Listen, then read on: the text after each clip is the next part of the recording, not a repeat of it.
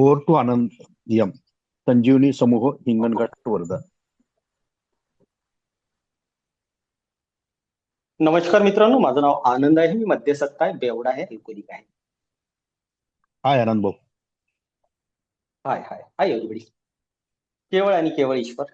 Alcoholic anonymous या जागतिक भातृभाव संघटनेच्या 12 तत्वांचा आध्यात्मिक कार्यक्रम, तो माझ्या क्षमतेनुसार आचरण करण्याचा माझा प्रयत्न, माझा स्पॉन्सर, माझे काही स्पॉन्सी आणि आपल्या सगळ्यांचं प्रेम आहे. त्याच्यामुळे सकाळपासून पिण्याचा विचार मनात आला नाही.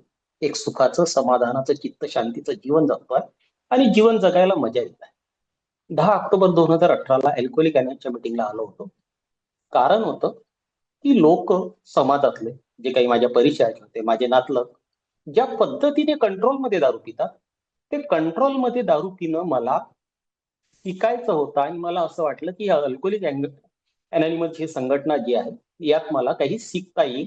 दारू जी माझ्या जीवापेक्षा जास्त प्रिय झालेली, माझ्या बायको पोरांपेक्षा जास्त प्रिय झालेली, तिला सोडून जगायचं कसं, हा विचारच माझ्यासाठी त्रासदायक होता. आणि मला ही जी माझ्या जीवापेक्षा जास्त प्रिय झालेली दारू वगैरे, ही मला सोडायची नव्हती. फक्त तिला कंट्रोलमध्ये कसं पिता येईल हे शिकायचं होतं. आणि त्यासाठी मी अल्कोहोलिक अनोनिमसच्या मीटिंगला आलो होतो. आणि इथे आल्यानंतर खूप साऱ्या गोष्टी माझ्या पुढे ठेवण्याचा प्रयत्न झाला.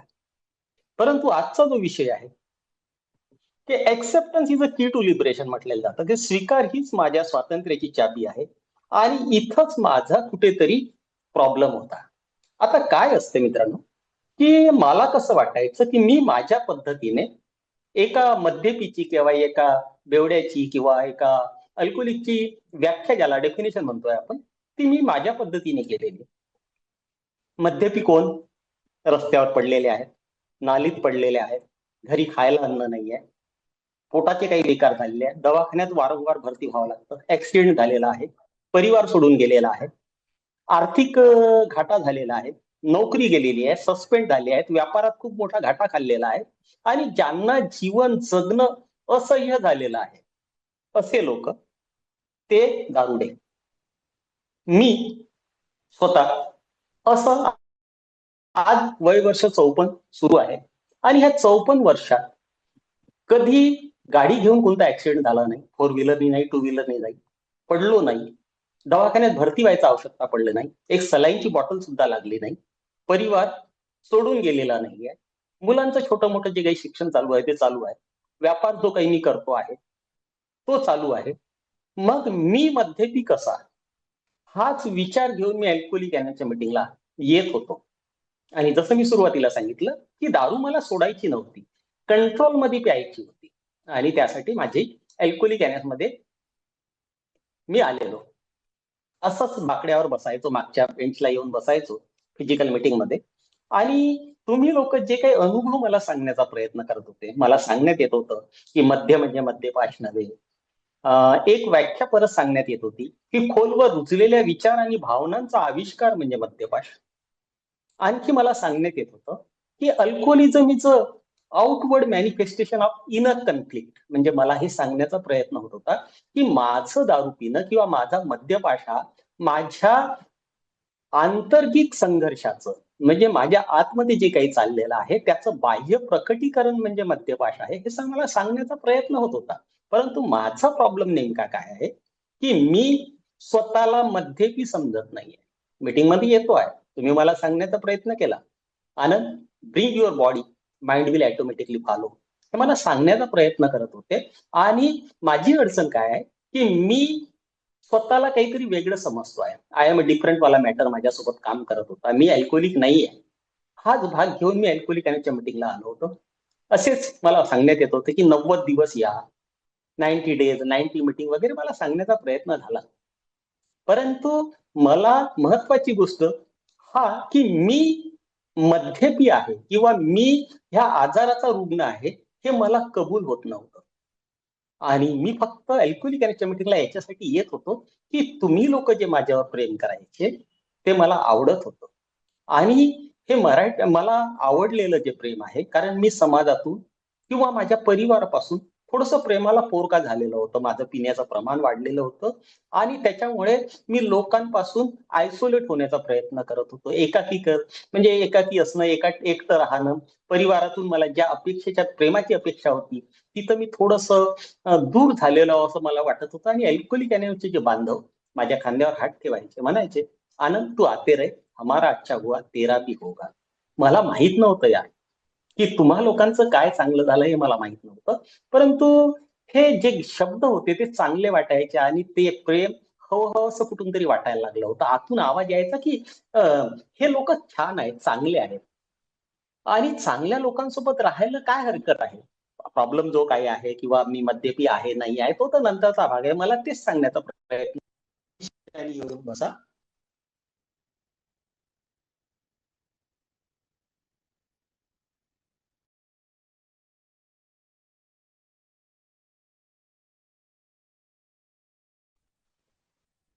हॅलो, एक आलेला होता. हॅलो, आवाज येतोय माझा? हा, ठीक आहे, येतोय लाऊड अँड येतोय. क्लिअर.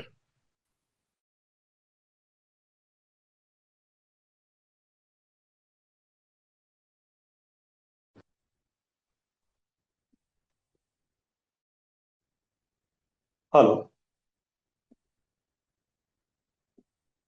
हा, हा, बोला. येतोय आनंद भाऊ, क्लिअर बोला.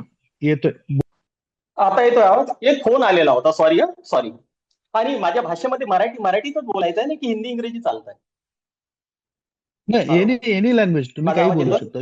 योग अच्छा अच्छा, ठीक आहे. आणि सॉरी फॉर डिस्टर्ब. तर मित्रांनो, माझी समस्या काय होती की मी स्वतःला मद्यपी समजत नाहीये आणि मी मागच्या बाकड्यावर असाच बसलेलो होतो.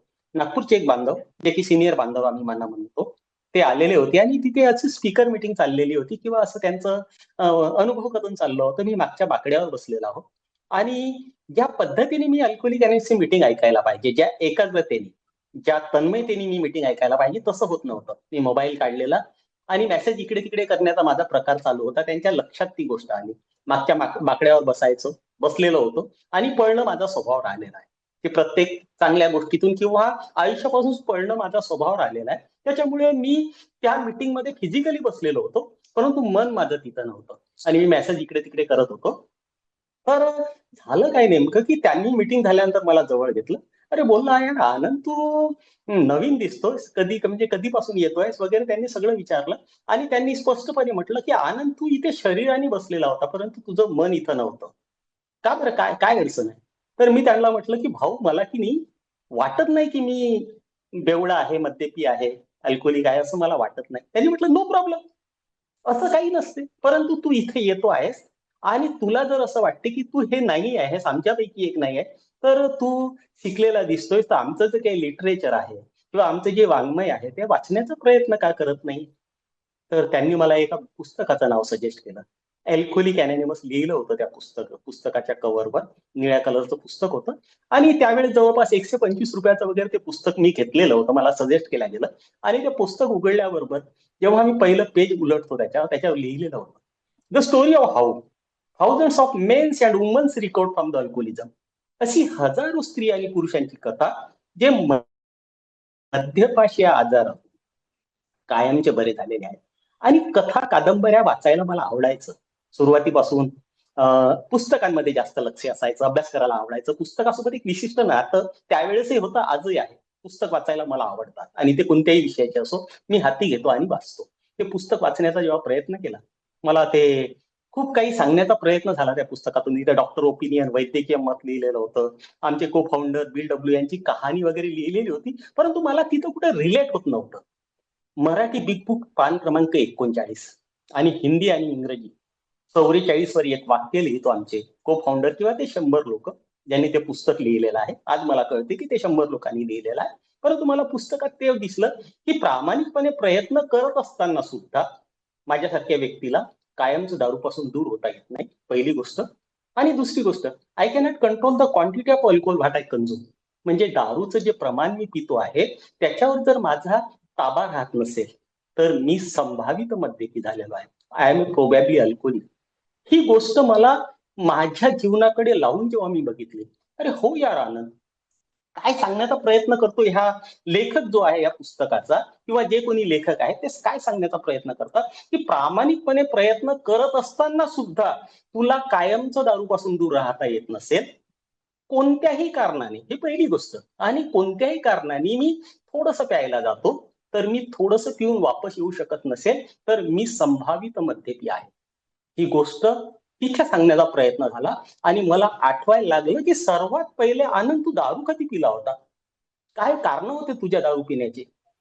तर 1992 ते वर्ष होतं मित्रांनो, आणि एका मोठ्या शहरामध्ये ज्युनियर इंजिनियरचा जॉब लागलेला, आणि ते सेलिब्रेट करण्यासाठी, आनंद साजरा करण्यासाठी एक मित्र होता आणि तो फोर्स करायचा, यार आनंद अभी पार्टी नहीं तो कब, अब नहीं पिएंगे या अब कभी खुशी जाहीर नहीं करेंगे तो कब करेंगे. आणि मला आतून वाटायला लागलं की हा हरकत काय आहे? कारण मी माझ्या त्या जीवनात बघतो, ज्या कॉलेजला मी शिकत होतो, एका नागपूरच्या मोठ्या ख्यातनाम इंजिनिअरिंग कॉलेजमध्ये मी डिग्री केल्यानंतर त्या हॉस्टेलवर जेव्हा राहायचो करायचो त्यावेळेस, तर हॉस्टेलमध्ये माझे मित्र काही टरबुजापासून दारू बनवायचे. एक टरबूज घेतलं जायचं, 1 किलोचं टरबूज आहे समजा, त्याचा एक काप काढला जायचा. आम्ही बघतो दुकानातून घ्यायच्या वेळेस ते लाल आहे की नाही आहे, त्याचा काप काढायचा.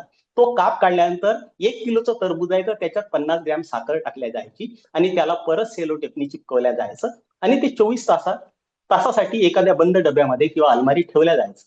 आणि ते जेव्हा 24 तास झाल्यानंतर त्याला बाहेर काढायचं, तिथे काही केमिकल रिॲक्शन व्हायची, रासायनिक प्रक्रिया व्हायची आणि त्या टरबुजाच्या आतमध्ये त्या साखरेमुळे सगळं त्याचं पाणी झालेलं असायचं. ते पाणी माझे मित्र गाळून प्यायचे आणि ते पाणी गाळून पिल्यानंतर माहित नाही त्यांना कशी त्याच्या झिंग यायची, त्याला आनंद यायचा, ते नाचायचे, गायचे, काही असं सोल्युशन म्हणजे केमिकल रिॲक्शन त्याच्यामध्ये व्हायचे आणि जे काही पेय बनायचं त्याच्यात त्यांना ते एन्जॉय करायचे. आणि हा सगळा गोष्ट माझ्या मन मस्तिष्कामध्ये बसलेलं की दारू किंवा हे असं काही केमिकल आहे त्याच्यामुळं खुशी जाहीर करता येते, आनंद साजरा करता येतं, नाचता येतं, गाता येतं, कॉन्फिडन्स लेवल वाढते. आणि याच्यामुळे काय हरकत आहे, हे माझ्या मन मस्तिष्कामध्ये त्या 4 वर्षाच्या काळामध्ये बसलं जेव्हा मी डिग्री करत होतो. परंतु आमच्या मद्यपाशाची एक व्याख्या आहे, वास्तवापासून पलायनवाद म्हणजे मद्यपाश म्हटलेला आहे. परंतु त्यावेळेस मला माझी वास्तविकता माहित होती मित्रांनो. माझी वास्तविकता काय आहे, तर मी एका गरीब घरी जन्म घेतलेला आहे, 10वी पर्यंत ढोरं राखलेले आहेत, घरची परिस्थिती फार हलाखीची आहे, वडिलांचं म्हणजे जे आर्थिक परिस्थिती आहे ते फार चांगली नाही आहे. घरात म्हणजे ते 8 विश्व दारिद्र्य ज्याला म्हणतात तशा पद्धतीची परिस्थिती आहे. आणि मी जर दारू पिलो कॉलेजमध्ये, मला मोठ्या हिशोबाने किंवा पोटाला चिमटे देऊन माझ्या परिवाराने मला त्या कॉलेजमध्ये टाकलंय, जर मी तिथं दारू पिलो तर माझं आयुष्य उद्ध्वस्त होईल. माझ्या परिवाराला मला सांभाळायचं आहे, त्यांचं आर्थिक उत्थान करायचं आहे, त्यांचं सामाजिक उत्थान करायचं आहे, ह्या लोकांना मला साथ द्यायची आहे, ह्या गोष्टीचं मला भान होतं. त्याच्यामुळे आजार माझ्यासोबत नव्हता. आताच मी म्हटलं की वास्तवापासून पलायनवाद म्हणजे मद्यपाश आहे, तर त्यावेळेस मी वास्तविकतेचा स्वीकार केलेला होता. आजचा जो विषय आहे की स्वीकार हीच माझ्या स्वातंत्र्याची चाबी आहे. त्यावेळेस स्वीकार काय होता की मी गरीब आहे, मी दारू पिऊ शकत नाही, दारू पिलं तर माझी परिस्थिती खराब होणार आहे, माझी जिंदगी खराब होणार आहे, त्या गोष्टीचं भान होतं. परंतु जसं मला एका मोठ्या शहरामध्ये जॉब मिळाला, 1992ची ती गोष्ट, आणि तेव्हा मला वाटायला लागलं, मी नेहमी एक विषय शेअर करतो जो माझ्या आवडीचा आहे. We don't have a drinking problem, we have a thinking problem. म्हणजे माझ्यासारख्या व्यक्तीची समस्या विचारांची आहे, जीवनाकडे बघण्याच्या दृष्टिकोनाची आहे, जीवनाकडे जे पाहण्याची माझी पद्धत आहे, तिथे जेव्हा फरक पडत गेला तर माझा आजार वाढत गेला. आताच मी म्हटलं होतं की alcoholism is a outward manifestation of inner conflict. मद्यपाशाची जी व्याख्या आहे की मद्यपाश हा माझ्या आंतर्गिक संघर्षाचं बाह्य प्रकटीकरण आहे. तर माझं आंतर्गिक संघर्ष काय होता ते मला नंतर कळलं. परंतु जेव्हा ते मी पहिला पॅक घेतला, अर्धी बिअरनी सुरुवात केली होती आणि माझं पिणं का बरं वाढत गेलं. BW लिहितो पुस्तकांमध्ये, we have to find out the root cause of all disease. मला माझ्या आजाराचं मूळ कारण शोधण्याचा जेव्हा प्रयत्न करायचा मला सांगण्यात येत आहे, तर माझा सर्वात मोठा प्रॉब्लेम काय आहे, तर माझा सर्वात मोठा प्रॉब्लेम आहे, मी भावनिक दृष्ट्या असुरक्षित व्यक्ती आहे, मी वैचारिक दृष्ट्या आजारी व्यक्ती आहे. माझा प्रॉब्लेम दारूमध्ये नाहीये. मला खूप काळानंतर कळलं हे की मला दारूच माझी समस्या नाहीये. दारू थांबल्यानंतरही माझं आयुष्य जगता मला काय येत नाही. तर सर्वात पहिले तर ती महत्वाची गोष्ट होती की मी तुमच्यापैकी एक नाही आहे आणि ते स्वीकार करण्यासाठी त्या दोन गोष्टी ज्या आमचे को फाउंडर सांगण्याचा प्रयत्न करतात, की प्रामाणिकपणे प्रयत्न करत असताना सुद्धा मी कायमचं दारूपासून दूर राहू शकत नाही आणि थोडीशी प्यायला जातो, कारण कोणतेही असो. तर त्याच्यामुळे थोडीशी मी पिऊन येऊ शकत नाही, तर मी संभावित मद्यपी आहे. मग मला आठवायला लागलं की 1992 मी पिलो होतो. 2011 मी क्रॉनिक लेवलचा ड्रिंकर झालो. इथं लक्षात आलं की हा आजार जो आहे हा प्रोग्रेसिव्ह आहे. सातत्याने वाढत जाणार आहे, धूर्त आहे, कावेबाज आहे, घोटाळ्यात टाकणार आहे, जीव घेणं आहे.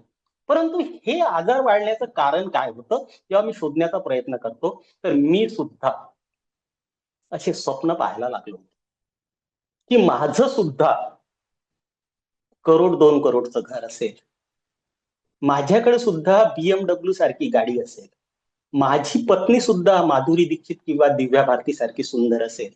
Living upon a basis of unsatisfied demand. I was in a state of continuous frustration and disturbances. म्हणजे माझा जो काही प्रॉब्लेम आहे, की मी जे स्वप्न पाहतो आहे ते माझ्या अवॅक्याच्या बाहेरचे आहे. इथं तो आजार सुरू झाला की मी माझ्या वास्तविकतेपासून पळून राहिलो. माझी अवकात किती आहे, माझ्यात कॅपॅसिटी किती आहे, माझ्यात पोटेन्शियल किती आहे, माझं कॅलिबर कसं आहे, माझ्यात इफिशियन्सी काय, याचा सगळ्याचा विचार न करता मी काय करतो, तर मी करोड 2 करोडच्या घराचे स्वप्न पाहतो. मी काय करतो, तर मी BMW सारख्या गाडीचे स्वप्न पाहतो. मी एक काळा कोल्लुटा माणूस आहे किंवा मी हळकुडा माणूस आहे. मी स्वप्न काय पाहतो, की माझी पत्नी माधुरी दीक्षित किंवा दिव्या भारती सारखी सुंदर असेल. Living upon a basis of unsatisfied demand. I was in a state of continuous frustration and disturbances. हा माझ्या अतृप्त इच्छाचा जो त्रागा होता मित्रांनो, त्या जेव्हा पूर्ण होत नाही, तेव्हा मी अस्वस्थ होतो, चिडचिडा होतो, बेचैन होतो. इथं माझा आजार आहे. मी का बरं पिलो, तर मी माझ्या जीवनात सुखी नाहीये, समाधानी नाहीये. जे काही मी अचीव्ह केलेलं आहे, जे काही मी मिळवलेलं आहे, त्याच्यात जर मला संतुष्टी असती, समाधान असतं, आत्मशांती असती, तर मी पिलो नसतो.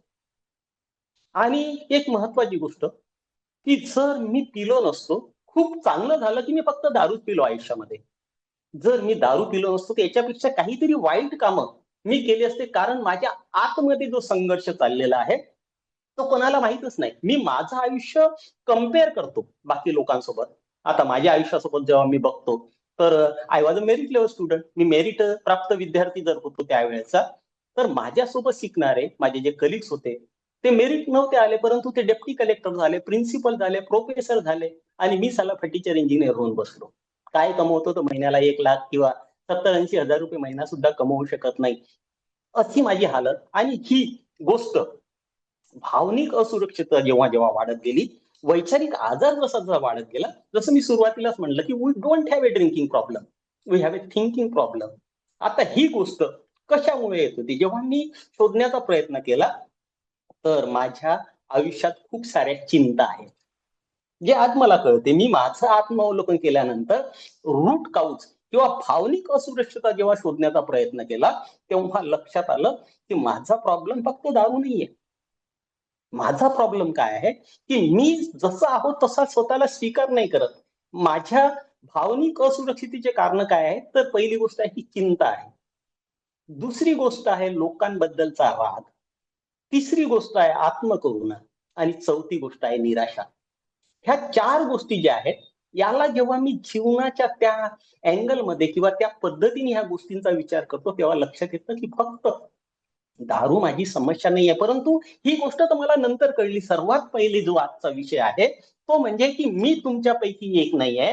आय एम अ डिफरंट वाला जो भाग माझ्यासोबत काम करत होता, तो की मी अल्कोहोलिक नाहीये, मी मद्यासक्त नाहीये. परंतु त्या 2 गोष्टी जेव्हा मी माझ्या जीवनाला लावून बघितल्या, 2011 पर्यंत माझा कालावधी मी सांगितला, की त्यावेळेस मी क्रॉनिक लेव्हलचा ड्रिंकर झालो होतो. जे काही आमचे पिण्याचे प्रकार आहेत, जे काही स्टेजेस आहेत, त्या सगळ्या क्रॉस केलेल्या आहे मी. आणि 2011 ते 2015 मित्रांनो, मी धुवाधार बॅटिंग केली. जसं आता IPL मध्ये 4 आणि 6 ची बौछार चालायची, तसं माझं पिणं होतं आणि पिण्याच्या व्यतिरिक्त मला काही सुचायचंच नाही. आणि मी बोलायचो. असं एक वाक्य होतं माझं, की "साले जो पीते नहीं वो जीते कैसे होंगे? वो जीते काय के लिए?" That was my old ideas. त्या माझ्या जुन्या कल्पना होत्या. आणि त्याच्यामुळे मी असा विचार करायचो, की साला ये शराब जो है ना, ये पीने के लिए बनी है और अगर मैं नहीं पीऊंगा तो कौन पिएगा? मी असं बोलायचो, की शराब अगर है तो पेट में पडी रहे, अच्छा है. बाहर पड़ी रहने से मेरे पेट में पड़ी रहेंगी तो अच्छा है. ईश्वराने खूप चांगलं केलं. माझ्यासारख्या व्यक्तीला जो मद्यासक्त आहे त्याला 2 सेफ्टी वॉल दिले आहे. सेफ्टी वॉल म्हणजे माझ्या शरीराचा भाग जो आहे. मी खूप जास्त पिलो तर मला उलटी चालू होऊन जाते किंवा खूप जास्त पिलो तर मला हगवण लागते किंवा जो काही प्रकार होतो. हे 2 सेफ्टी वॉल जर ईश्वराने मला दिले नसते ना मित्रांनो, तर जगातली सगळी दारू फक्त आनंदनी पिली असती, तुमच्यासाठी थेंबभर ठेवली नसती. ईश्वर सुद्धा काम करतो आमच्यासारख्या व्यक्तीच्या आयुष्यामध्ये, की हे 2 सेफ्टी वॉल दिल्यामुळं जेव्हा जेव्हा मी बेहोश व्हायचो, माझं पिणं थांबून जायचं. म्हणजे डार्क आउट स्टेजला गेल्यानंतर पिऊच शकत नाही, हात हलत नाही, पाय हलत नाही, पडू नाही, निस्तेज पडलेला आहे. असं हे जे हा जर प्रक्रिया माझ्यासोबत झाली नसती, मला उलट्या झाल्या नसत्या किंवा मला हगवण लागली नसती, मला पोटाचे काही प्रॉब्लेम झाले नसते, तर मी म्हणजे तसंच पित राहिलो असतो. म्हणजे माझ्या पिण्याच्या प्रमाणावर मला कंट्रोल राहिला नसता. ईश्वराची असीम कृपा आहे, की त्यांनी मला 2 सेफ्टी वॉल दिले. आणि त्याच्यामुळे मी थांबायचो. कशासाठी? ह्या 2 वॉलमुळं. नाहीतर मी सातत्याने पित राहिलो असतो. परंतु माझ्या पिण्याचं जे प्रमाण होतं, ते भयंकर होतं आणि सातत्य होतं त्याच्यात. म्हणजे मी 2011 ते 2015 मी प्रचंड धुवाधार बॅटिंग केली. आणि 2015ला काही भीत्या आयुष्यामध्ये वाटायला लागल्या, की यार असंच पित राहिलो तर काहीतरी अनहोनी होऊन जाईल. भीती हा माझ्या आत्मेला लागलेला आजार आहे असं बोलल्या जातं. भीत्या तिथे वाढलेल्या होत्या आणि मी थोडेसे प्रयत्न करायला सुरुवात केली. काय प्रयत्न होते? अल्कोहोलिक अनोनिमस मला माहित नव्हतं. Be frank. आणि त्यावेळेस माहित असतं तर जीवन आणखी काहीतरी वेगळं असतं. परंतु 2015 ते 2018 मी काही मानवी प्रयत्न केले. मी विपश्यनाला जायचो, मेडिटेशन करायचं आणि तिथून आल्यानंतर ते आत्मावलोकन व्हायचं.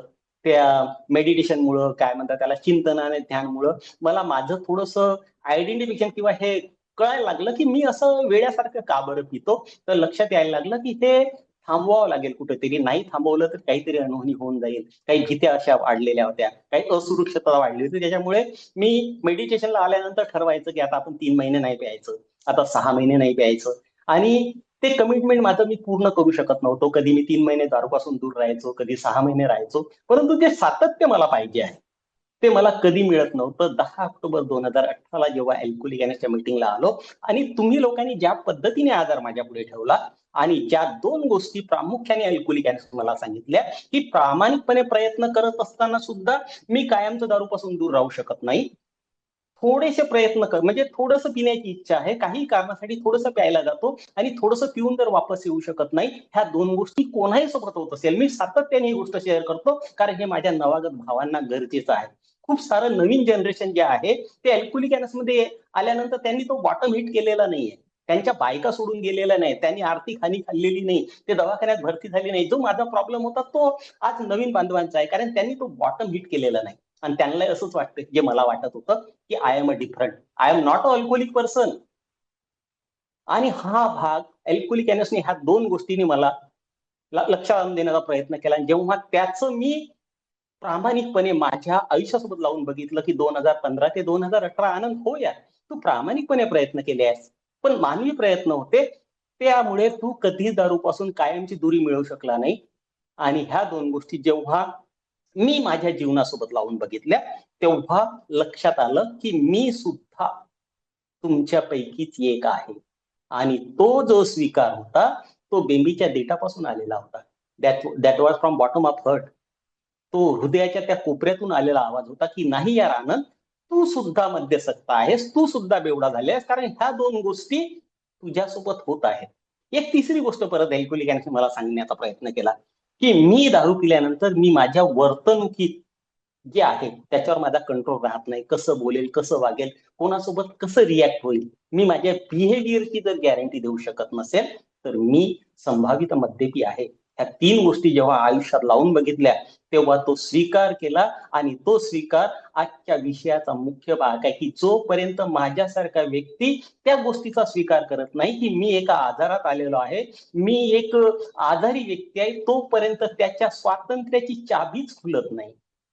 हे तर फार लांबची खूप दूरची गोष्ट आहे. कारण हे जे वाक्य घेतलेलं आहे, हे तर हार्ट ऑफ लँग्वेज मधलं आहे, की acceptance is the key to liberation. Bill W तिथे म्हणतो आहे. परंतु जोपर्यंत मी कोणत्याही गोष्टीचा स्वीकार करत नाही, तोपर्यंत माझ्या मुक्तीची द्वारं, माझ्या सुधारणेची द्वारं खुलत नाही. अल्कोहोलिक अनोनिमसच्या ह्या 2 गोष्टींनी मला माझी ती अवस्था, जी मानसिक अवस्था होती, तिथे मला प्रकाश पडायला लागला की मी सुद्धा तुमच्यापैकीच एक आहे. तर मग याच्यातून बाहेर निघायचं कसं?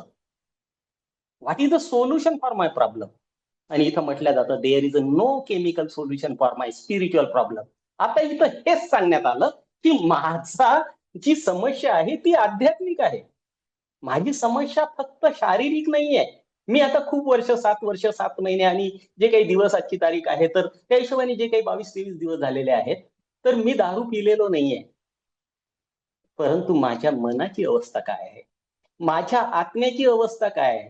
इथं माझा तो आजार कसा आहे? इथं मी कसा विचार करतो? वैचारिक निरोगीपणा माझ्यामध्ये आलेला आहे का? हा महत्वाचा भाग आहे. आणि याच्या मागे काय होतं, तर तेव्हा मी विचार करायला लागलो, की जर मी या आजारात आहे, तर माझा मुख्य प्रॉब्लेम काय आहे? तर मी जशी परिस्थिती माझ्या आयुष्यामध्ये आहे, त्याचा स्वीकार करत नव्हतो. आता एक व्यापार मी करायचो. मी एक नोकरी केली, नोकरी कोणत्या कारणासाठी सोडली, हा आजचा विषय नाहीये. परंतु मी नोकरी सोडल्यानंतर एका व्यापारामध्ये आलो. बिल्डिंग मटेरियलचं माझं काम होतं. खूप प्रचंड चांगला व्यापार चालायचा. आजही आहे ईश्वराच्या कृपेने.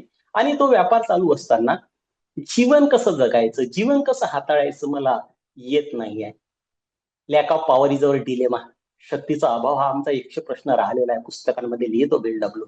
आणि व्यापार करताना उधार किती वाटायचं, लोकांना किती उधार द्यायचं, ते वसूल कसं करायचं, ही ताकद माझ्यामध्ये नाहीये. लोक माझ्याकडे यायचे, बोलायचे की आनंद सेठ, आपके जैसा आदमी नहीं है, आप बहुत अच्छे हैं, आप 10-20 हजार का अगर उधार देंगे तो मेरे बच्चों के सर पे उनकी छत बन जाएगा, मेरे बच्चे आपको दुआएं देंगे. ही गोष्ट. आणि ते लोक हात जोडायचे, मला आनंद शेठ म्हणायचे, आनंद भाऊ म्हणायचे, आनंद दादा म्हणायचे, आनंद सर बोलायचे. आणि हे ऐकण्याची जी लालसा, जी माझ्यामध्ये, जो माझा कॅरेक्टर डिफेक्ट आहे, लालच लालच माझा एक कॅरेक्टर डिफेक्ट आहे. ती लालसा माझी उत्पन्न झाली. मला वाटायला लागलं की मी एक खूप चांगला व्यक्ती आहे. मी थोडंसं उधार द्यायला काय हरकत आहे? आणि माझ्या चांगलं करण्याने जर कोणाचं भलं होत असेल, तर काय वाईट आहे? आणि मला ते गोष्ट आतून आवडायला लागली होती. लोकांनी जोडलेले हात, लोकांनी केलेली माझी खोटी तारीफ मला आतून आवडायची. आणि त्याच्याचमुळे मी काय करायचो, की मी उधार वाटायला सुरुवात केली. आता माझा प्रॉब्लेम फक्त कसा आहे, की तो lack of power is our dilemma म्हणतात ना, शक्तीचा अभाव, हा माझा यक्ष प्रश्न राहिलेला आहे. आणि मला वाटते की आय विल रन राईट, मैं कर लूंगा, मुझे आता है, I have capacity, I have इपिएनसीएल, I have potential, I have calibre. हा सगळा माझ्यातला जो आय फॅक्टर आहे ना, तो माझं मूळ आहे, माझ्या समस्येचं मूळ आहे. बिलडब्ल्यू विचारतो माझ्यासारख्या व्यक्तीला, Anand, you have to find out the root cause of your disease. तर माझा डिसीजचं कारण काय? आय, सेल्फ आणि मी. Ism is my problem. Ism माझी समस्या आहे. आणि त्याच्यामुळे मला असं वाटायचं की मी लोकांना थोडंसं उधार देतो, तर मी खूप चांगला व्यक्ती आहे. पण ते उधार किती द्यायचं ते मला कळत नाही. मित्रांनो, आकड्याकडे लक्ष देऊ नका. मी त्या आर्थिकतेबद्दल बोलत नाही, माझ्या केलेल्या चुका तुमच्या पुढे ठेवण्याचा प्रयत्न करतो. मित्रांनो, ते उधार 2011च्या काळातलं 40 लाखाचं उधार वाटलेलं. एक व्यापाऱ्याने किती उधार वाटायला पाहिजे याची एक लिमिट असायला पाहिजे. आणि मी 40 लाखाचं उधार वाटलं. 40 लाखाचं उधार वाटल्यानंतर ते 40 लाख पूर्ण माझी कमाई नाही. त्याच्यात मी काही बँकेचे पैसे वापरलेले आहे, सीसी लिमिट ज्याला किंवा ओडी वगैरे म्हणतो आम्ही, ते वापरलेलं आहे. काही कंपनीचे पैसे माझ्याकडे आहेत, काही तुमच्यासारख्या मित्रांचे हात उधार पैसे माझ्याकडे आहेत. हे जेव्हा मागितल्या जातात आणि हे सगळे पैसे जेव्हा बँक मला मागतो, कंपनी मागते, तर आणि मी ते रिकव्हर करण्याचा प्रयत्न करतो. जे उधार मी वाटलेलं आहे ते जेव्हा रिकव्हर करण्याचा प्रयत्न करतो, ते मला मिळत नाही. लोकांनी माझा गेम केलेला असते, लोकांनी मला लुटलेलं असते, किंवा लोकांनी माझ्या त्या सद्गुणाचा, मी खूप वाईट होतो असंही नाही, किंवा मी खूप चांगला होतो नाही, पण प्रत्येक माणसामध्ये दोन वृत्ती असतात. एक राक्षसी वृत्ती असते आणि एक ईश्वरी वृत्ती असते. आणि जे काही चांगलं आमच्यामध्ये आहे ते ईश्वरी तत्व आहे, आणि जे काही माझ्यासारख्या व्यक्तीमध्ये वाईट पण आहे ते राक्षसी वृत्ती आहे. तर प्रत्येक व्यक्तीमध्ये दोन वृत्ती असतात. माझ्यामधले असलेली ईश्वरी वृत्तीचा लोकांनी तो फायदा करून घेतला होता. आणि मला 26,11,323 रुपयाचा टोप दिला लोकांनी. लोकांनी माझे पैसे दिले नाही. त्याच्यामुळे ज्या भीत्या वाढल्या, माझे रूट कॉज शोधण्याचा जेव्हा प्रयत्न करतो, तर मी माझं जीवन त्या पद्धतीने का स्वीकार करू शकत नव्हतो, की मी हे उधार वाटलेलं आहे. लोकांनी जर माझे पैसे मला दिले वापस, तर मला कसं प्यावं लागेल? मी लोकांना दोष देत होतो. अल्कोहोलिक अनॉनिमसने मला हेच सांगितलं, की ह्या सगळ्याला कारणीभूत कोणीच नाहीये. मला वेगवेगळ्या त्या अस्वस्थतेबद्दल सांगण्यात येत होतं. पहिल्या सर्वात महत्वाची गोष्ट होती की आर्थिक असुरक्षितता, त्याच्यानंतर सामाजिक असुरक्षितता, त्याच्यानंतर शारीरिक होती, मानसिक होती, आध्यात्मिक होती, भावनिक होती, वैचारिक होती, वर्तणुकीची अस्तव्यस्तता होती. ह्या अस्तव्यस्तता जेव्हा माझ्या पुढे ठेवण्यात आल्या आणि अस्तव्यस्तता जेव्हा वाढत गेल्या मित्रांनो, तेव्हा माझं पिणं वाढत गेलं. माझा प्रॉब्लेम फक्त दारूमध्ये नव्हता. दारू कशामुळे वाढली, तर माझ्या अस्तव्यस्तता वाढत गेल्यामुळं माझं पिणं वाढलं. पण हे गोष्ट मी स्वीकार करत नव्हतो. मी लोकांना दोष द्यायचो की लोकांनी माझे पैसे डुबवले नसते, जो की 26,11,323 रुपयाचा फिगर 2011-2012 मध्ये लोकांनी माझे डुबवलेले पैसे जर मला दिले असते तर मला कशाला प्यावं लागत असते. परंतु प्रामाणिकपणे आज लक्षात येतं की लोकांनी माझ्या खिशातले पैसे काढलेले नव्हते, त्यांनी फक्त ती मागणी केली होती आणि मी मनसोक्तपणे त्यांना उधार दिलेलं. त्याच्यात चुकी कोणाचीच नव्हती, चुकी माझी होती. पण ती चुकी स्वीकार करण्याची सवय मला न लागल्यामुळे मी लोकांना दोष द्यायचो. आणि जसं मी आता बोलत होतो की भीती आत्म्याला लागलेला आजार आहे.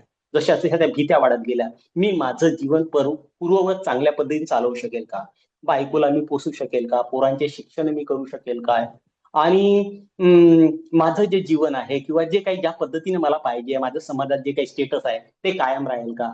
बँकेने जर माझ्या दुकानाला किंवा माझ्या व्यापाराला कुलूप लावलं तर लोक किती हसतील, लोक माझी माझी नालस्ती किती होऊन जाईल, माझा अपमान किती होऊन जाईल, लोक किती हसतील. प्रेस्टीज, पॉवर आणि मनी हा सर्वात मोठा माझा प्रॉब्लेम राहिलेला आहे. आणि एका अल्कोहोलिकचा असतोच की प्रेस्टीज साठी, पॉवर साठी आणि त्या मनीसाठी झगडणारा मी. मला हेच वाटत होतं की हे सगळं माझ्याजवळ आहे म्हणजे मी चांगला आहे.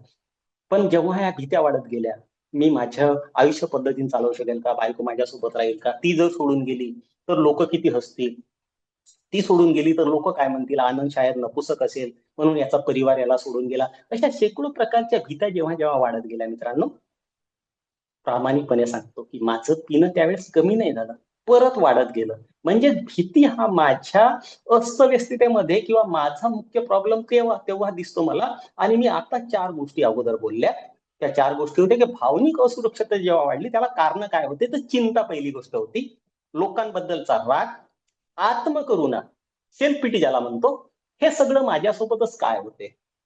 मी कोणती शक्ती जर माझ्या आयुष्यात आहे, देव आहे, ईश्वर आहे, तर तो माझ्यासोबत माझ्याकडे त्याचं लक्ष का नाहीये, तो माझ्यासोबत असं का वागतो. ही आत्मकरुणा, आत्मग्लानी आणि त्याच्यानंतर आलेली हातात निराशा. एका शब्दात जर मी माझी अस्तव्यस्तता सांगण्याचा प्रयत्न केला तर एका वाक्यात सांगतो, स्वतःचं प्रेत स्वतःच्या खांद्यावर उचलून जगणं ज्याला म्हणतात ना, ते जगणं आनंद होतं. अस्तव्यस्तता मी ड्रंकॉलॉजी शेअर करत नाही आणि गरज नाही. तुम्ही जेवढे पिले त्याच्यापेक्षा जास्त शायद मी पिली असेल किंवा तुमच्यापेक्षा थोडीशी कमी पिली असेल. कोणती पिली, का पिली महत्व नाहीये त्याला. BW लिहितो पुस्तकांमध्ये की ती मानसिकता का होती ज्याच्यामुळे मी पित होतो ते हायलाईट झालं पाहिजे. आणि माझा मुख्य प्रॉब्लेम काय होता, चिंता, लोकांबद्दलचा राग, आत्मकरुणा आणि हारलेलं जीवन, निराश अवस्था. ह्या अवस्था घेऊन मी अल्कोहोलिक मध्ये आलो. परंतु स्वीकार काय करून नाही आलो की हे सगळं माझ्यामुळे झालेलं आहे. ह्या सगळ्या अस्तव्यस्ततेला मी जिम्मेदार आहे. आणि अल्कोहोलिक म्हणते की जोपर्यंत ह्या गोष्टीचा स्वीकार मी करणार नाही तोपर्यंत माझ्या त्या लिबरेशनला, माझ्या सुटकेला, माझ्या स्वातंत्र्याची चाबी खुलू शकत नाही. आणि इथं आल्यानंतर मला आणखी काही गोष्टी, पॉवरलेसनेस मला सांगण्यात आला. मला त्या गोष्टी सांगण्यात आल्या की फक्त मी दारू पुढे असतं म्हणजे हतबल नाहीये, मी शक्तीहीन फक्त दारू पुढे नाही, तर माझ्या आयुष्यात जे काही परिस्थित्या निर्माण झालेल्या आहेत, माझ्या इर्द गिर्द जे काही लोक आहेत त्यांच्या पुढे मी हतबल आहे. मी लोकांना बदलवू शकत नाही, मी त्यांच्या सोबत त्यांनी कसं वागायचं ते बदलू शकत नाही. फक्त बदल मला करायचा आहे. आणि ही बदल करण्याची प्रक्रिया जेव्हा सुरू होते, तो दोष देणं मी थांबवतो, ब्लेमिंग गेम थांबवतो, तेव्हा लक्षात येतं आणि तेव्हा मी माझी मला ओळख होते. परंतु नुसती इथं माझी ओळख होऊन फायदा होणार नाही, तर मला त्या सॅनिटीची गरज आहे. सॅनिटी म्हणजे काय, तर तो विवेक पाहिजे मला, जो चांगलं काय माझ्या आयुष्यासाठी, वाईट काय आहे. आणि हे कुठं मिळणार आहे, तर जोपर्यंत मी power greater than us restore you to sanity, म्हणजे जोपर्यंत मी माझ्यापेक्षा एका उच्च शक्तीला मानत नाही, तिच्यावर विश्वास ठेवत नाही, केम टू बिलीव्ह ज्याला म्हणतो आम्ही, हे गोष्ट जोपर्यंत माझ्या आयुष्यात होत नाही, मी कोणाला तरी माझ्या आयुष्यात स्थान देत नाही, माझ्यापेक्षा मोठं समजत नाही, तोपर्यंत माझा हा ताठरपणा आहे, जो मला इगो म्हणतो मी त्याला, हा ताठरपणा जोपर्यंत जाणार नाही ना, एक बादलीने मी पाणी काढायचा प्रयत्न केला एखाद्या विहिरीमधून, जोपर्यंत ती बादली वाकत नाही तिच्यात थेंबर पाणी येत नाही. अल्कोहोलिक अनॉनिमसने मला तेच सांगण्याचा प्रयत्न केला, तुझा गेलेला सद्विवेक तुला जर वापस पाहिजे आहे, तर तुला एखाद्या शक्तीपुढे झुकावं लागेल. आणि झुकणंच माझा प्रॉब्लेम आहे. मी झुकू शकत नाही. माझा प्रॉब्लेम मी शिकलेला आहे, मला सगळं समजते, मला ह्या विषयाचं ज्ञान आहे, मी इथं महारत केली आहे, मी पीएचडी केली आहे. मला माझ्यासारख्या व्यक्तीला ते वाटते की मला लोक कसे काय सांगू शकतात, मला ते काय शिकवणार आहे. परंतु अल्कोहोलिक अनॉनिमस म्हणतं की तुझ्यापेक्षा मोठं जो कोणी आहे ते एक्सेप्ट करत नाही, तोपर्यंत तुझ्या सुधार प्रक्रियेला सुरुवात होणार नाही. आणि इथं मला सांगण्यात आलं की अल्कोहोलिक अनॉनिमसच्या मिटिंगला तू ईश्वर मान. नाही कोणत्या देवाला मानत, कोणत्या ईश्वराला नाही मानत, काही गरज नाही. You have to choose your own idea of God. तुला तुझ्या ईश्वराची संकल्पना आहे ते तुला निवडाचं इथं स्वातंत्र्य दिलंय. तू कोणाला ईश्वर समज, या कोणालाही देव समज, कोणालाही हायर समज, उच्च मान. परंतु तू जोपर्यंत ह्या गोष्टीला मानत नाही, स्वीकार करत नाही, तोपर्यंत तुझ्या सुधारणेची प्रक्रिया सुरू होणार नाही. आणि मला सांगण्यात आलं, मला सर्वात पहिली ती हतबलता मला मान्य करावं लागली, शक्तिहीनता. मी लोकांपुढे हे शक्तिहीन आहे. काही ज्या भावना आहेत, काही किंवा जे तत्व आहेत समाजामध्ये, जसं की लोक चोरी करणं वाईट आहे, खोटं बोलणं वाईट आहे, समाजाने ठरवलंय, नैतिक मूल्य आहे ते. आणि मला कसं वाटते की काय हरकत आहे थोडंसं खोटं बोललं तर, काय हरकत आहे थोडीशी चोरी केली तर. हे आमचे राजकारणी लोक एवढं करोडो रुपयाचं घबाळ करतात, त्यांना कोणी काही करत नाही. मी 10-20 हजाराची चोरी केली तर काय हरकत आहे. परंतु ते लोकांसाठी काय आहे ते मला माहित नाही. माझ्यासाठी हे घातक आहे, हे नैतिक दृष्ट्या चांगलं नाही आहे, हे आध्यात्मिक दृष्ट्या चांगलं नाही. ह्या गोष्टीचं मला भान नाही, ते स्वीकार करण्यासाठी मला सांगण्यात येत होतं. आणि जेव्हा ह्या प्रक्रियेत मी आलो, तर प्रक्रियेचं जेव्हा मी येतो, हा स्वीकार करतो की लोक माझ्या त्या दुर्गतीला, त्या माझ्या अधपतनाला लोक जबाबदार नाहीत, मी जबाबदार आहे. हे जेव्हा सुरुवात केली, समजायला सुरुवात केली, तसं आचरण करायला सुरुवात केली, आणि मी माझ्यापेक्षा उच्च शक्तीला मानण्यास सुरुवात केली. मी सर्वात पहिले मिटिंगला मांडलं. माझ्या अगोदर काही अल्कोहोलिक अनॉनिमसमध्ये बांधव आले होते, त्यांना माझ्यापेक्षा जास्त त्यांनी उन्हाळे पावसाळे पाहिले आहे. त्यांची आध्यात्मिक स्थिती सुधारली आहे, त्यांची आर्थिक स्थिती सुधारलेली आहे. त्यांनी कसं प्रोग्राम फॉलो केला, त्यांनी काय केलं ते बघण्याचा प्रयत्न केला. आणि मला जेव्हा 3ऱ्या महिन्यामध्ये मी होतो किंवा 4थ्या महिन्यामध्ये होतो, मी दारू पीत नव्हतो मित्रांनो. परंतु जे सुख, समाधान, आत्मशांतीची गोष्ट अल्कोहोलिक अनॉनिमस करतं, कारण आमचा प्रोग्राम फक्त दारू सोडण्याचा आहे असं कोणी म्हणत नाही. आमचा प्रोग्राम जीवन जगण्याचा आहे. आणि जर माझ्यासारखा व्यक्ती दारूपासून दूर आहे, तर त्याच्या आयुष्यात सुख, समाधान, शांती असायला पाहिजे. पण ते मला मिळत नव्हतं. मी दारूपासून फक्त दूर होतो. तेव्हा मला वाटायला लागलं की alcohol is not our problem. आमच्या समस्या काही वेगळ्या आहेत. जसं मी म्हणतो की we don't have a drinking problem, we have a thinking problem. आणि ही वैचारिक प्रक्रिया बदलण्यासाठी मला profound change in a personality करायचं, मला डॉक्टर कार्ल गस्टोडिजन सांगतो. माझा प्रॉब्लेम एवढा साधा नाहीये. जोपर्यंत माझ्या व्यक्तिमत्वात आमूलाग्र बदल घडणार नाही, तोपर्यंत मी एक लोकउपयुक्त जिंदगी जगू शकत नाही. तर माझा प्रॉब्लेम मला शोधावा लागेल. आणि मला लक्षात यायला लागलं की जे आय विल रन राईट माझा स्वभाव होता. नैसर्गिक प्रवृत्त्याबद्दल बोलल्या जातं अल्कोहोलिक अनॉनिमसमध्ये. त्या नैसर्गिक प्रवृत्त्या, सामाजिक प्रवृत्ती, सुरक्षा प्रवृत्ती आणि लैंगिक प्रवृत्ती, इथे जेव्हा मी अतिरेक केला, तेव्हा माझं जीवन अस्तव्यस्त झालंय. किती पाहिजे हो जीवन जगण्यासाठी. मी 1 घर बनवलेलं, तर 2 घर बनवले, 3 घर बनवले, थांबायला पाहिजे तिथे. एका मोटरसायकलने जीवन जगता आलं असतं. स्वतःसाठी कार झाली, ट्रक घेण्यात आला, ट्रॅक्टर घेण्यात आलं, स्कॉर्पिओ गाडी घेतली, तवेरा गाडी घेतली. किती थांबायचं कुठं हे मला जमत नाही. मला तो हाव लागलेला आहे, ज्याला मी लालच म्हणतो. मला काही कॅरेक्टर डिफेक्ट्स असे आहेत जे माझ्यामध्ये ठासून ठासून भरलेले आहे. घमंड माझा एक मोठा प्रॉब्लेम आहे. वाचनाईक तो माझा स्वभाव आहे. मी माधुरी दीक्षित किंवा दिव्या भारतीची कल्पना करतो. बायको पाहिजे, पण मला कशी पाहिजे, तशी पाहिजे. मी लोकांबद्दल ईर्ष्या ठेवतो. माझ्यात ते प्रचंड लालच आहे. माझ्या लोकांबद्दल क्रोध आहे. माझ्यामध्ये ते आळशीपणा आहे. कार्यक्रम काय सांगायचा का, त्या 12 पायऱ्याकडे काय बघायचं आहे. मी दारूपासून मुक्त आहे ना, दारूपासून दूर आहे ना. मग ते सांगतात माझ्या अगोदर आलेले बांधव, 12 पायऱ्यांचा कार्यक्रम घे, स्पॉन्सर घे, हे कर, ते कर. कशाला करायचं. दारू माझा प्रॉब्लेम आहे, दारू थांबली आहे ना, मग माझा तो आळस मला त्या चांगल्या गुणाकडे जाण्यासाठी रोखत असतो. त्याच्यामुळे माझा प्रॉब्लेम फक्त मी दारू आहे असं कधी म्हणणार नाही. माझा प्रॉब्लेम आहे माझ्यामध्ये असलेलं घमंड, माझ्यामध्ये असलेला वासना, माझ्यामध्ये असलेली ईर्ष्या, माझ्यामध्ये असलेलं प्रचंड लालच. कारण जसं मी म्हणतो की एका घराने चाललं असतं, 3 घरं बनवायची काय गरज आहे? एका मोटरसायकलने चाललं असतं. तर मग ट्रक, ट्रॅक्टर, स्कॉर्पिओ, तवेरा स्वतःसाठी कार घ्यायची काय? एक पोट जगवायसाठी, जीवन जगण्यासाठी किती पैसे लागतात हो? फार पैसे लागत नाही. परंतु मला थोडक्यात समाधान होत नाही. माझा प्रॉब्लेम फक्त जर दारू असती, तर मला दारू थांबल्यानंतर मला सगळं बरं वाटायला असतं. परंतु एक गोष्ट अल्कोहोलिक मध्ये आल्यानंतर मला लक्षात आली, की what good is your money if not for doing good. म्हणजे ह्या गोष्टीचा सरळ सरळ अर्थ, साधा अर्थ जर असा आहे, की what good is your money if not for doing good. याचा सरळ आणि सोपा अर्थ जर काढण्याचा जर मी प्रयत्न केला, तर जर तुमच्या पैशाचा वापर कोणाचे तरी भले करण्यासाठी किंवा चांगले काम करण्यासाठी होत नसेल, तर त्या पैशाचा काय फायदा? आणि मी एक रेतीचा तस्कर झालो होतो मित्रांनो. एका रात्री 10-20 हजाराची चोरी करायचो, गव्हर्नमेंटची चोरी करायचो. आणि ते पैसे खूप बसले माझ्याकडे, की लोक माझी इज्जत करतील, लोक मला साहेब म्हणतील, मला आनंद सेठ बनतील. तर हा जो लालच आहे, आणि पैसे जास्त कमवले की समाजात एक रुतबा असतो, लोक मागं धावतात, 4 लोक तारीफ करतात, हा जो भाव होता ना, तर ते पैसे जास्त कमवण्याच्या भानगडीत मी अनैतिक कामं करायला लागलो होतो. चोरी करणं वाईट आहे आज समजते. जे माझं नाही आहे ते चोरीचं आहे, ज्याच्यावर माझा अधिकार नाही, जे मी कमवलेलं नाही ते माझं कसं. पण मला त्यावेळेस वाटायचं की पैसे म्हणजे खूप काही आहे, आणि मी त्याच मागे लागलो होतो. मी करोडपती बनण्याचे स्वप्न, मी अब्जोपती बनण्याचे स्वप्न, हा माझ्या नैतिक पातळी जी घसरली होती ना, त्याच्या मागे काय होतं, तो पैसा होता. आणि अल्कोहोलिक मध्ये आल्यानंतर ते मला स्वीकार करावं लागेल की माझे प्रॉब्लेम्स काय आहेत. माझे प्रॉब्लेम्स माझ्यामध्ये असलेला स्वार्थ आहे, माझ्यामध्ये असलेला अविवेकीपणा आहे. मी लोकांच्या भावनांची कदर करत नाही. मी लोकांचे जे काही जबाबदाऱ्या आहेत किंवा लोकांचे जे कर्तव्य आहेत, त्याचा त्याचा मला विसर पडते. लोकांच्या भावनांचा मला लक्ष राहत नाही. त्यांच्यासोबत मी हमेशा वेगळ्या पद्धतीने वागतो. त्यांच्यावर बळजबरी करण्याचा प्रयत्न करतो. आणि हा सगळा माझा प्रॉब्लेम आहे.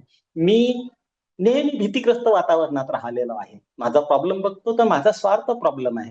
माझा आत्मकेंद्रितता माझा प्रॉब्लेम आहे. आत्मकेंद्रितता सांगायचं झालं तर मला कसं वाटते, की जसं आता IPL सुरू होतं. मीच बॅटिंग करावी, मीच बॉलिंग करावी, मीच फिल्डिंग करावी, आणि मला कोणी आउट देऊ नये. अंपायरने मला आउट देऊ नये. मी जसं वागेल तसं, मी जसं म्हणेल तसं, तसंच व्हायला पाहिजे. हा स्वार्थ आणि आत्मकेंद्रितपणा, हा माझा जर प्रॉब्लेम आहे, ते मला स्वीकार करावा लागेल. We have to find out the root cause of a disease. आणि जेव्हा हे शोधण्यासाठी मला काय करावं लागलं, तर मला जे माझ्या इच्छा आणि माझं जीवन होतं, त्याला एका दुसऱ्या शक्तीच्या पद्धतीनं त्याच्यावर सोपवण्याचा निर्णय मला घ्यावा लागला. आणि त्याच्या एक जेव्हा ऑपरेशन म्हणतो मी, स्वतःचं ऑपरेशन स्वतःच्या हाताने करणे, that was the cool examination of damages occurred during the life and sincere effort to look after them with an acute perspective. असं म्हणतो बिल्डब्ल्यू. काय म्हणतो, की मला माझं आत्मावलोकन करायचं आहे निर्भयपणे, प्रामाणिकपणे. आणि इथं कुठेही दारूचं नाव नाही आलं.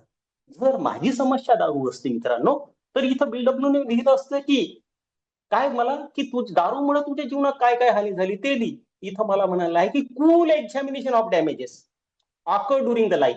पूर्ण आयुष्यामध्ये तुझ्या आयुष्यात झालेले डॅमेजेस तुला शांत पद्धतीने, डोकं शांत ठेवून, निर्भयपणे, प्रामाणिकपणे शोधायचे आहेत. आणि अप्रोच पर्स्पेक्टिव्ह होतं. म्हणजे मला वाटते तसं नाही, माझ्या मताने नाही, अल्कोहोलिक अनोनिमस ठरवून दिलेले पर्स्पेक्टिव्ह जसे आहे त्या पद्धतीने मला आत्मावलोकन करायचं आहे. आणि तेव्हा लक्षात यायला लागलं की माझा प्रॉब्लेम फक्त दारू नव्हती. माझा प्रॉब्लेम होता माझा स्वार्थ, माझा आत्मकेंद्रितपणा, माझा अविवेकीपणा, माझ्यामध्ये असलेल्या भीत्या, हा माझा मुख्य प्रॉब्लेम होता. सोबत सोबत काही आणखी माझ्यासोबत दुर्गुण जे जोडलेले आहेत, जसं घमंड आहे, वासना आहे, ईर्ष्या आहे, लालच आहे, पेटूपण आहे, क्रोध आहे, आणि ज्याला आळस म्हणतो, हा माझा प्रॉब्लेम आहे. तर आता 6व्या पायरीबद्दलचं आजचं डेली रिफ्लेक्शन वाचलं गेलं श्रीकांत भाऊकडून. आणि याच्यात मला हेच सांगण्यात येईल, जोपर्यंत मी ह्या गोष्टीचा स्वीकार करणार नाही, माझा प्रॉब्लेम दारूच नाहीये, तर माझा प्रॉब्लेम हे माझे चारित्रिक दोष आहे, याचा जोपर्यंत मी स्वीकार करणार नाही, तोपर्यंत माझ्या स्वातंत्र्याची चाबी मला मिळणार नाही. आणखी एक चांगलं वाक्य किंवा चांगलं एक्सेप्टन्स बद्दल जे बोलल्या जातं, की acceptance is a key to relation with God for today. म्हणजे जेव्हा मी माझं जीवन जसं आहे तसं त्या पद्धतीने, म्हणजे माझ्यात काही कॅरेक्टर डिफेक्ट्स आहेत,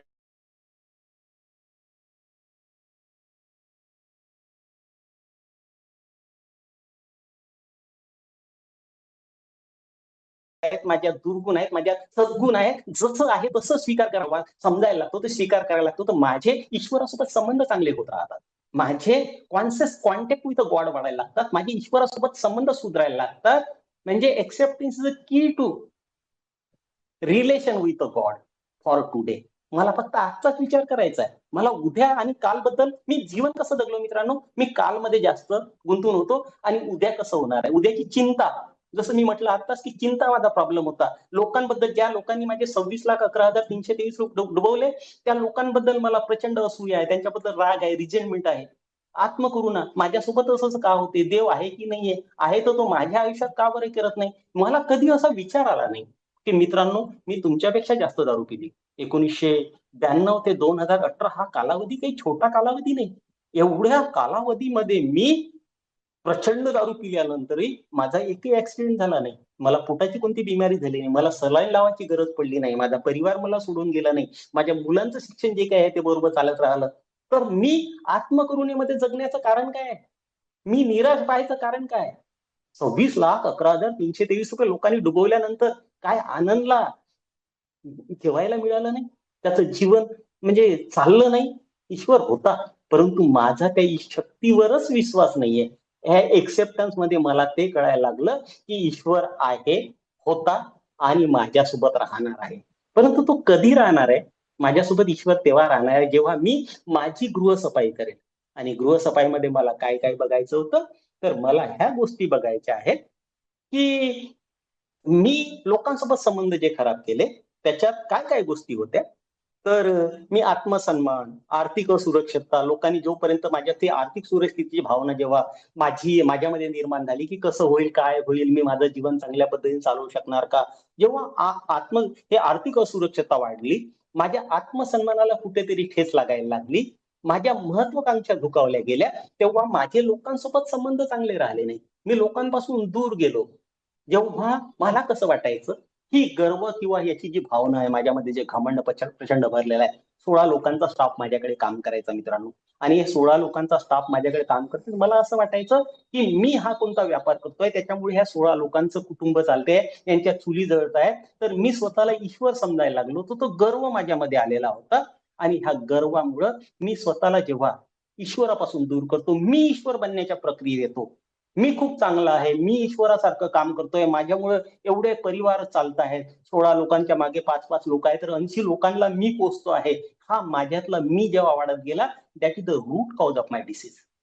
मी भीतीग्रस्त, मग जसं ही उधारी मिळत नाही तर मी भीतीग्रस्त राहायला गेलो. माझे प्रॉब्लेम दारू सोबत जुळलेले नाही, दारू हे माझं बाह्य प्रकटीकरण आहे, आणि याचा स्वीकार करायसाठी मला माझं आत्म-अवलोकन करावं लागेल.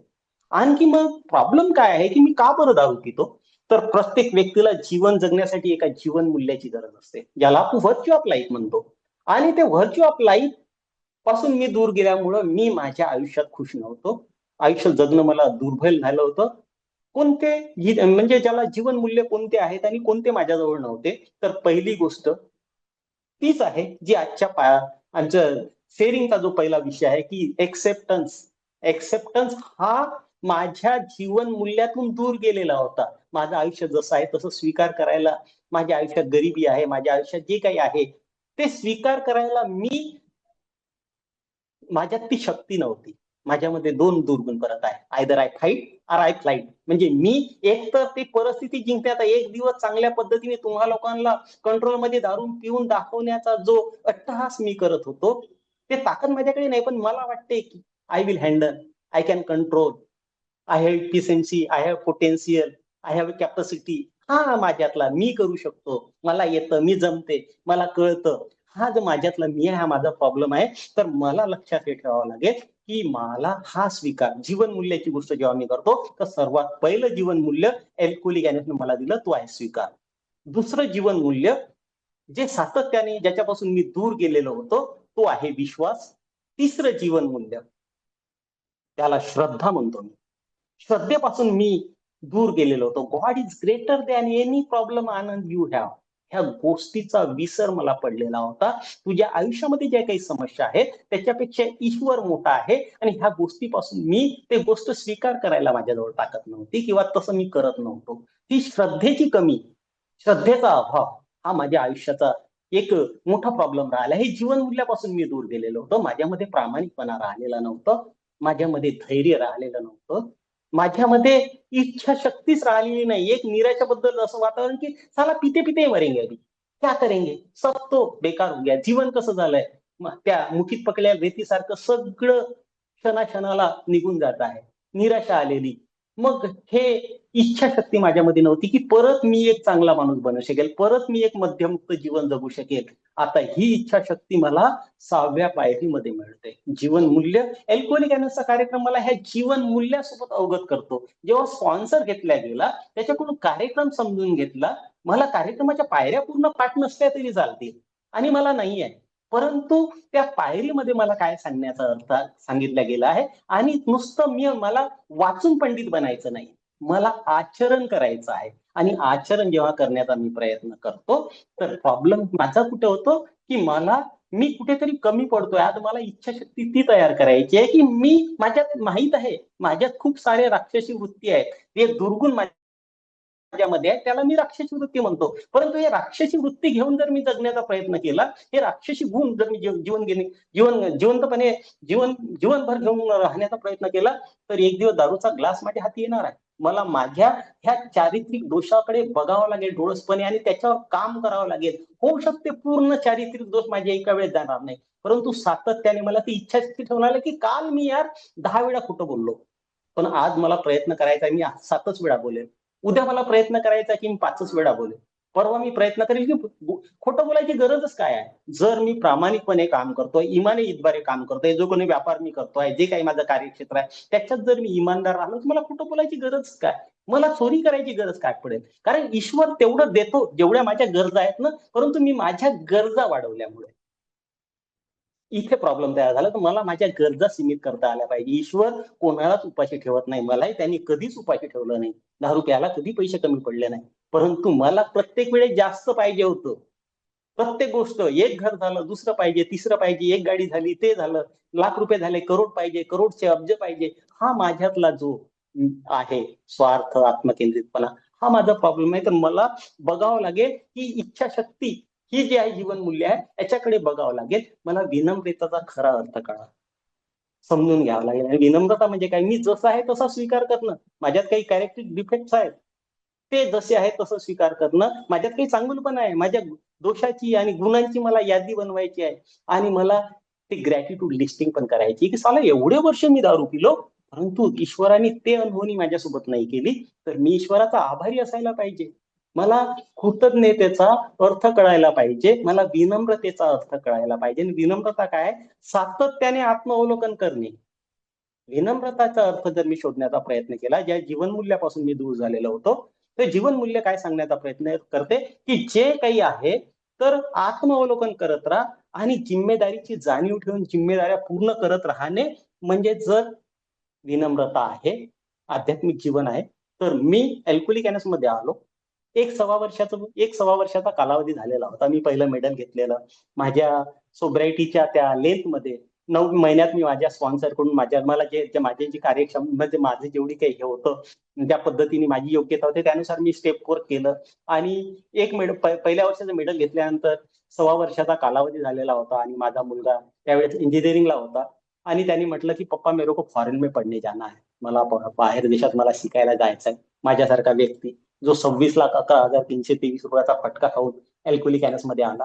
आणि त्याला जेव्हा विचारलं की बाळा किती पैसे लागतात आपल्याला, त्यांनी जो फिगर सांगितला तो फार मोठा फिगर होता. त्यावेळेस मला वाटलं की याच्यापेक्षा पीत राहिलो असतं तर बरं झालं असतं. लोकांच्या अपेक्षा माझ्याकडून वाढल्या नसत्या, परिवाराच्या अपेक्षा माझ्याकडून वाढल्या नसत्या. आणि त्यावेळेस मला ती आत्मग्लानी, आत्मकरुणा, परत हारल्यासारखं, परत थकल्यासारखं वाटायला लागलं की साला कसं करू शकतो, एवढं मोठ्या पैशाचं काम पोराला फॉरेन मध्ये शिकवायचं आहे, कसं करू शकेल. परंतु आताच मी म्हटलं, मी प्रयत्न करायला पाहिजे. आमचा कार्यक्रम कृतीचा आहे, हा भाषणबाजीचा कार्यक्रम नाहीये. किंवा मला कार्यक्रम किती समजला यातला फारसं महत्व नाहीये, तर मी त्याचं आचरण कसं करतो मी आताच बोललो की God is greater than any problem Anand you have. तुझ्या प्रत्येक समस्येपेक्षा ईश्वर मोठा आहे. आणि ईश्वर तेव्हा काम करणार आहे तुझ्या आयुष्यात जेव्हा तू कृती करशील. आणि मला ईश्वरांनी कोणतं काम दिलेलं आहे? मला ईश्वराने काम दिलेलं आहे. अल्कोहोलिक मध्ये माझ्यासारखा व्यक्ती येतो, माझी दारू थांबते, तर मला एक सेन्स ऑफ पर्पज दिलेला आहे. जीवन जगण्याचं एक उद्दिष्ट दिलं आहे. मला सेन्स ऑफ पर्पज काय आहे की आनंद, एवढे दिवस झाले तू दारूपासून दूर आहेत, आता तुला हे कर्तव्य, हे काम तुला करायचं आहे की तुला लोकांची मदत करायची. आजही जे लोक त्या दारूच्या सोबत झगडत आहेत, त्याच्यातून निघण्याचा प्रयत्न करतायत, त्याच्यासाठी तू काय करू शकतो? त्यासाठी तुझ्याजवळ 3 गोष्टी आहेत. काय आहे? थोडंसं टॅलेंट आहे तुझ्याकडे, थोडस बुद्धी कौशल्य आहे आणि थोडासा वेळ आहे. चातुर्य आहे, बुद्धी कौशल्य ज्याला म्हणतो आपण, थोडासा वेळ आहे आणि थोडस आध्यात्मिक ट्रेझर ज्याला म्हणतो, स्पिरिच्युअल टॅलेंट ट्रेझर ज्याला म्हणतो, ते कार्यक्रम आचरण केल्यानंतर येते माझ्यासारख्या व्यक्तीमध्ये. सगळ्यात येतं, कमी अधिक प्रमाण राहू शकते, माझ्यामध्ये ती जागृती होते. ते आध्यात्मिक दौलत मला मिळायला लागते. त्या दौलतीचा वापर करून, ह्या 3ही गोष्टीचा वापर करून नवागतांना काही मदत करू शकतो का, ते बघायचं. आणि तेव्हा मी करण्याचा प्रयत्न करतो, तर ते ईश्वराचं कार्य असते. आणि ईश्वराच्या कार्य जेव्हा मी करायला लागतो, ईश्वर माझ्या आयुष्यात काम करते. त्यावेळेस मी जे काही प्रामाणिक प्रयत्न केले, पैशाची अडचण होती, परंतु वाटा निघत घेतात. मी फक्त एक प्रॉपर गायडन्स घ्यायला पाहिजे, चांगल्याला विचारायला पाहिजे, ज्याला त्या क्षेत्रातलं काहीच कळत नाही, त्याच्या मागे धावून मला काय फायदा. त्या क्षेत्रात एखादी पारंगत व्यक्ती आहे, त्यांनी हे सगळं केलेलं आहे, त्याच्याकडे जाऊन मी माझी प्रॉब्लेम जर सांगितली, तो मला सोल्युशन सांगू शकते. मला एक्सेप्ट करावं लागेल की हे गोष्ट मला नाही जमत, ह्या गोष्टीचं मला ज्ञान नाहीये. आनंद, तू सिव्हिल इंजिनियर आहे, तुला ते फायनान्शियल मॅनेजमेंट नाही जमणार आहे. हा भाग जेव्हा मी वाकायला शिकतो, मी झुकायला शिकतो, मी स्वीकार करायला शिकतो की हे सगळी कॅपेबिलिटी तुझ्यात नाहीये, तू कोणाला तरी विचारायला पाहिजे. विचारलं, मी लहान बनलो तर मोठं बनण्याची प्रक्रिया सुरू होते. मी काही जे माझ्यापेक्षा सुज्ञ लोक होते, ज्यांना काही कळत होतं, त्यांना मार्ग विचारला, त्यांनी मला मार्ग सांगितला. त्याच्यानंतर मी मुलाला फॉरेनला पाठवलं, त्याचं एज्युकेशन झालं. त्याच्यानंतर लहान मुलगा पण म्हणाला की पप्पा आपने उसको तो भेज दिया, मेरे को भी जाना है. आणि जेव्हा म्हटलं तेव्हा परत मला त्रास व्हायला लागला की साला 2-2 पोरांचे एवढे मोठ्या करोडो रुपयांचा खर्च मी कसा करू शकेल. परंतु हारलो नाही, थकलो नाही, स्वीकार केला जीवनाचा की मी जनावरांना जन्म नाही दिला, मी प्राण्यांना जन्म नाही दिला, मी माणसांना जन्म दिला. आणि जिम्मेदारीची जाणीव ठेवून जिम्मेदाऱ्या पूर्ण करणंच म्हणजे आध्यात्मिक जीवन जर आहे, तीच विनम्रता आहे. तर माझं दारूपासून दूर राहून फायदा काय? मी कसा विचार करतो आहे, मी कसं वागतो आहे समाजात, माझं मला काय आवश्यक आहे, काय नाही आहे, याचा मी विचार करायलाच पाहिजे. आणि हे केला नाही तर मग माझ्या त्या दारूपासून दूर राहण्याचा फायदा काय? तर मी जीवन मूल्याबद्दल जसं बोलत होतो, तर विनम्रतेचा अर्थ मला इथं कळायला लागला. मी त्या जिम्मेदाऱ्या पूर्ण करण्याचा प्रयत्न केला. आज माझे 2ही मुलं UK मध्ये त्यांनी MS केलेलं आहे. आज मोठ्या पैशाचा त्यांचं जॉब करत आहेत तिथे. त्याच्यामुळे काय होते की माझ्यासारख्या व्यक्तीला माझं आयुष्य, मी ढोराडुकरासारखा जगलो, मी जनावरासारखा जगलो, परंतु माझं कर्तव्य आहे की माझ्यामुळे ज्या लोकांना त्रास झालाय त्यांना त्या दुःखातून बाहेर काढायचं आहे. 2 पापांबद्दल अल्कोहोलिक अनॉनिमस 22 नोव्हेंबरचं प्रतिबिंब जेव्हा आम्ही बघतो, तिथं 2च पापाबद्दल BW लिहितो. सर्वात मोठे पाप म्हटलंय. पहिलं पाप स्वतःच्या प्रगतीमध्ये अडथळा निर्माण करणं, आणि दुसरं पाप आहे दुसऱ्यांच्या प्रगतीमध्ये अडथळा निर्माण करणं. तर ह्या 2ही पापापासून जर मी दूर राहत नसेल तर मी आध्यात्मिक जीवन थोडं जगतो आहे. आणि जर हा सगळ्या गोष्टीचा स्वीकार, वेळेचं बंधन आहे आणि वेळेच्या बंधनासाठी श्रीकांत भाऊंनी हात मला दाखवलेला आहे, त्याच्यामुळे असं लक्षात येते की माझी वेळ झालेली आहे. परंतु जीवन जसं आहे, माझ्या समस्या काय आहेत, त्या समस्या मी सॉल्व्ह करण्याचा प्रयत्न केला नाही, त्यांचा स्वीकार केला नाही, तर माझे ईश्वरासोबत संबंध चांगले राहत नाही. मी जीवन मूल्यापासून दूर होतो. आता जीवन मूल्याबद्दल मी बोलत होतो, विनम्रता आहे, त्याच्यानंतर स्वातंत्र्य आहे, क्षमा आहे, क्षम्यानंतरही शांती मिळते, हे जीवन मूल्य आहे. त्याच्यानंतर दृढता आहे, मला स्वातंत्र्याचा अर्थ कळायला पाहिजे, मला संयमाचा अर्थ कळायला पाहिजे, हे जीवन मूल्य आहे, हे व्हर्च्यू ऑफ लाईफ आहे. त्याच्यानंतर दान देण्याची प्रक्रिया, दान देण्याची प्रक्रियेमध्ये जर मी येत नसेल, आता माझ्याजवळ ते आध्यात्मिक ज्ञान असो, त्याला आम्ही स्पिरिच्युअल ट्रेझर म्हणतो. तर आता जसं मी एक वाक्य वापरलं की what good is your money if not for doing good. म्हणजे माझ्याजवळ जे काही आध्यात्मिक ज्ञान आहे किंवा जे काही आर्थिक माझी प्रगती झालेली आहे, याचा वापर जर लोकांच्या फायद्यासाठी होत नसेल तर या पैशाचा काय उपयोग? पैशाची खरी किंमत म्हणजे आध्यात्मिक जी दौलत आहे त्याची खरी किंमत परोपकारासाठी, माणुसकीसाठी व्हायला पाहिजे. संपत्ती साठवणं हे निरर्थक राहू शकते. थोडक्यात पैशाने श्रीमंत असण्यापेक्षा मनाने श्रीमंत होऊन इतरांचे भलं करणे अधिक महत्वाचे आहे. हे गोष्ट जोपर्यंत माझ्यासारख्या व्यक्तीला समजत नाही तोपर्यंत त्या जीवनाचा स्वीकार त्याच्याकडून चांगल्या पद्धतीने होणार नाही. एक लोकोपयुक्त जीवन जगणं अल्कोहोलिक अनॉनिमसच्या कार्यक्रमाचं देण राहू शकते, आणि ते जर मी करण्याचा प्रयत्न केला नाही तर जो दारूचा ग्लास 7 वर्ष 7 महिने आणि काही दिवस झाले आहेत, आजची तारीख जशी की 6 आहे, तर 26 दिवस झालेले आहे. हा कालावधी परत एक दिवस यायला वेळ लागत नाही, परत दारू प्यायला माझ्या हाती यायला वेळ लागत नाही. त्याच्यामुळं मला माझ्या ह्या आध्यात्मिक दौलतीचा उपयोग कसा करायचा हे मला शिकायचं, आणि त्यासाठी मला जीवन मूल्य अवगत करून घेणं आवश्यक आहे. त्याचं आचरण करणं गरजेचं आहे. जोपर्यंत मी आचरणात आहे तोपर्यंत मला दारू कोणी पाजू शकत नाही, कारण जीवन मूल्य माझ्यासोबत आहे. आणि जीवन मूल्य म्हणजे ईश्वर आहे. 12 जीवन मूल्याबद्दल मी बोलत होतो, आणि ते 12 जीवन मूल्य ज्याच्याकडे आहे, जसा स्वीकार आहे, विश्वास आहे, श्रद्धा आहे, प्रामाणिकपणा आहे, धैर्य आहे, इच्छाशक्ती आहे, विनम्रता आहे, माफ करणे आहे, माफी मागणे आहे, दृढता आहे, स्वातंत्र्य आहे, संयम आहे, आणि त्याग आहे किंवा दान आहे. हे 12 जीवन मूल्य ज्याच्याकडे आहेत त्याच्याकडे ईश्वर आहे, आणि ईश्वरासोबत ज्याचे कॉन्शियस कॉन्टॅक्ट विथ गॉड आहेत त्याला जीवनात कोणी दारू पाजू शकत नाही. Thank you everybody. तुम्ही लोकांनी माझे जे काही अनुभव होते मला थोडक्यात शांतपणे ऐकलं, त्याच्यामुळे मी सर्वांचा आभारी आहे. Thank you everybody. धन्यवाद धन्यवाद आनंद भाऊ, आभारी आहे. असंच ऐकायचं होतं आम्हाला, पण आता वेळेचा अभाव आहे. हरकत नाही. धन्यवाद. पुन्हा एकदा मुक्त साखळी समोर तुमचे आभारी आहोत. बांधवांनो,